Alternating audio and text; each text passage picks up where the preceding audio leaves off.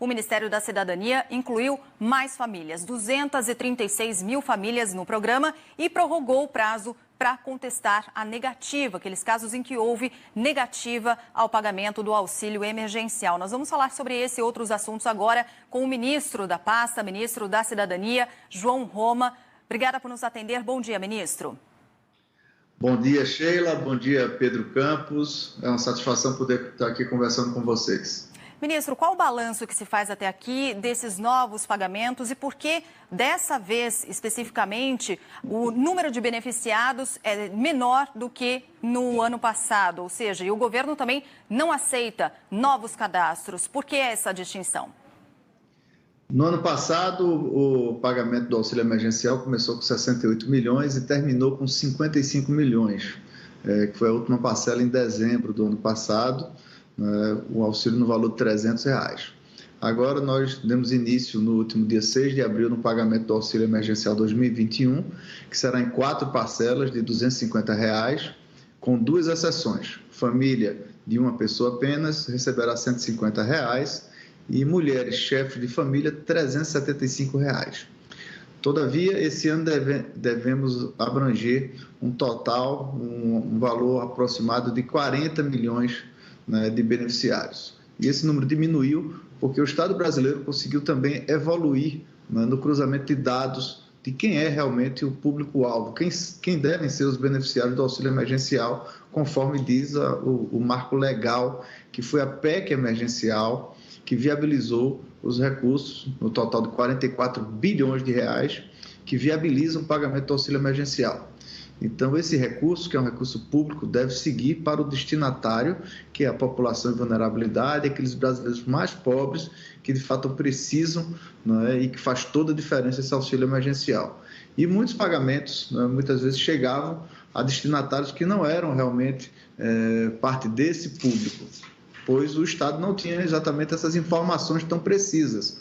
Pessoas, por exemplo, que têm no imposto de renda valores acima de R$ 300 mil de patrimônio, pessoas de outros grupos que hoje, com um somatório de mais de 200 bancos de dados e cruzando essas informações, já conseguimos depurar para ser mais efetivos, ser mais eficazes no pagamento desse auxílio emergencial. Portanto, o auxílio emergencial nesse ano deve atingir cerca de 40 milhões de famílias brasileiras sendo beneficiadas com o auxílio emergencial.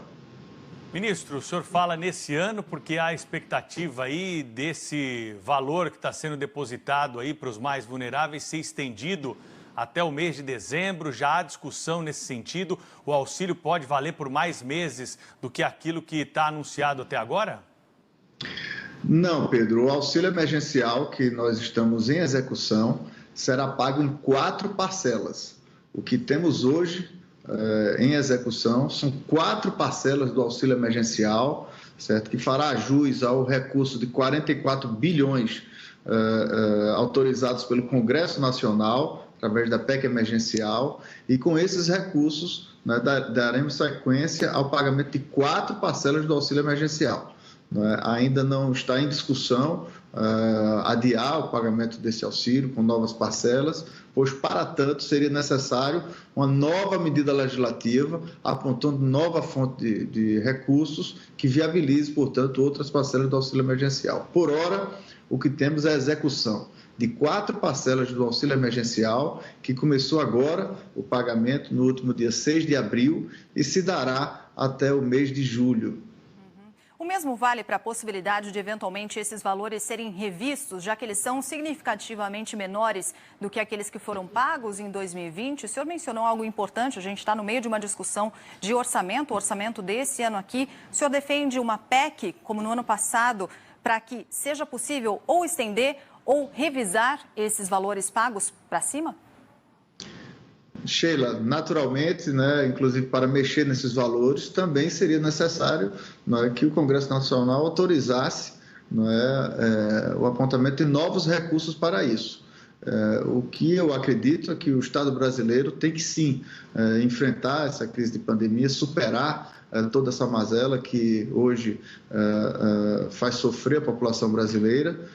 É um constrangimento mundial que todos estamos buscando superar. e, em sendo necessário, o Estado brasileiro precisa, sim, né, buscar, né, mecanismos que viabilizem, né, com que sua população consiga não só minimizar o sofrimento desse período, mas que consiga superar, né, todo esse momento de pandemia. E que mecanismos seriam esses? O que o senhor defende, por exemplo? Olha, no momento que o Estado está buscando fazer é vacinar a população, não é? E defendemos o distanciamento social. Não é? Essa é a caminhada que, enquanto nação, temos que seguir para que a gente consiga superar isso. Há um grande quesito que hoje aflora também, que é a questão da economia, o que faz com que muitas, né, das pessoas estejam hoje numa situação, inclusive, muito mais precária, sem ter a possibilidade de buscar o sustento de suas famílias, né, muitas delas, inclusive, já com problema de segurança alimentar, muitas pessoas já passando fome. Então, isso são ferramentas que nós temos que buscar para superar, né, esse período de pandemia. O que o governo brasileiro conseguiu fazer desde o ano passado foi chegar junto a essa população mais vulnerável com o auxílio emergencial. No ano passado, foram 9 parcelas, que chegou a cerca de 294 bilhões de reais, o que significa mais de 10 anos de execução do programa Bolsa Família. Esse auxílio emergencial, sem dúvida, é uma das ferramentas fundamentais para que a gente consiga superar essa pandemia, né, sem maiores sequelas na nossa população mais vulnerável. Ministro, muitos integrantes aí do governo federal já mencionaram, né, a necessidade de uma atualização do programa Bolsa Família.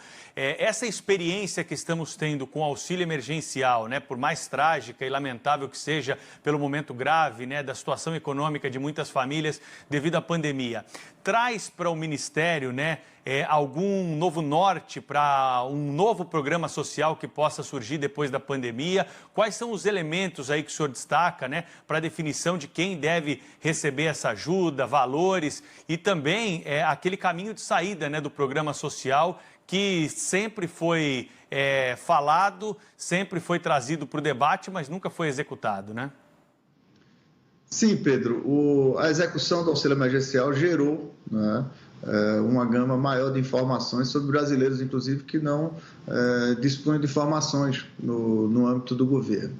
Então, isso fortaleceu o nosso cadastro único, isso faz com que o Estado brasileiro tenha um maior grau de informação sobre essas pessoas, e isso possibilita também releitura sobre algumas políticas públicas. No momento, inclusive, estamos sim, né, estudando uma reestruturação e fortalecimento do programa Bolsa Família, não é? E pretendemos, ainda no mês de abril, submeter ao presidente Bolsonaro, não é, novos parâmetros acerca do programa Bolsa Família, para que isso seja submetido ao Congresso Nacional, mas, em sendo isso viável, já em agosto, não é, quando especialmente os beneficiários do Bolsa Família retornam para o programa, poderiam encontrar já um programa Bolsa Família mais fortalecido.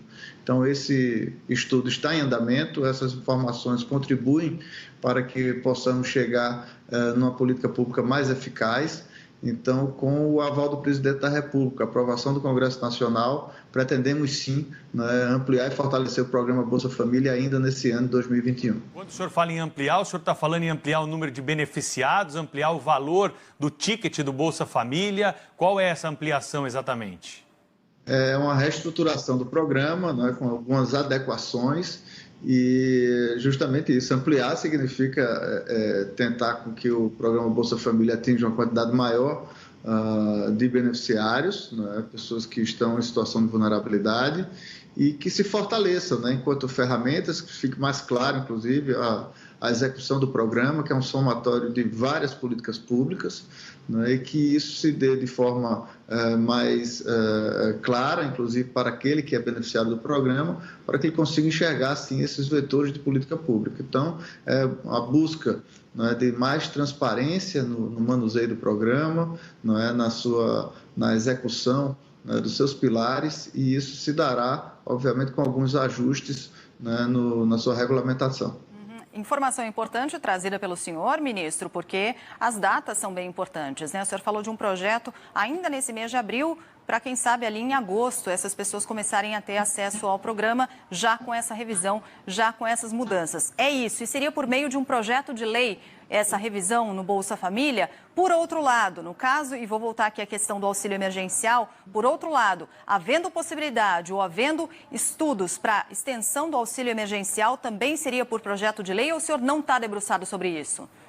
No caso do auxílio emergencial, acredito que seria necessária uma nova PEC, né? Assim como foi aprovada esse ano já a PEC emergencial, no ano passado também aprovaram medidas legislativas para isso. No caso da reestruturação do Bolsa Família, pretendo submeter esse estudo ao presidente Bolsonaro para que ele, concordando com esse estudo, encaminhe uma medida provisória ao Congresso Nacional.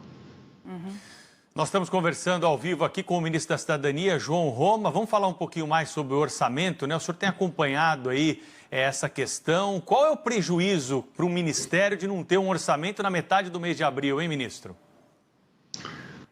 Olha, nós conseguimos já uma parte, né, de orçamento que tem garantido as atividades básicas do Ministério até agora. Muitas das nossas funções são diretamente vinculadas às pessoas mais necessitadas, como toda a política de assistência social. Então, ainda não ocorreram danos na execução de programas, até porque são constitucionais. É o exemplo do BPC, que é o Benefício Prestação Continuada, que são recursos constitucionais, tanto quanto o Bolsa Família, que também são recursos constitucionais, de cerca de 35 bilhões nesse ano 2021. Então, o Ministério, até então, tem conseguido avançar adequadamente, sem prejuízo de suas atividades. Mas é fundamental que ocorra a aprovação do orçamento, né, e vamos aguardar o desfecho da peça orçamentária, pois com base no orçamento que podemos sim desempenhar outras funções, como a parte de infraestrutura esportiva, né, a parte de todos os projetos de esporte, né, muitos avanços em programas sociais também, né, como o Programa de Inclusão Social Produtiva. Então, todas essas matérias derivam sim de uma adequação orçamentária. Ministro da Cidadania, João Roma, muito obrigada pela entrevista aqui ao Band News TV. Um bom dia, até uma próxima. Muito obrigado pela oportunidade e permaneço aqui à disposição.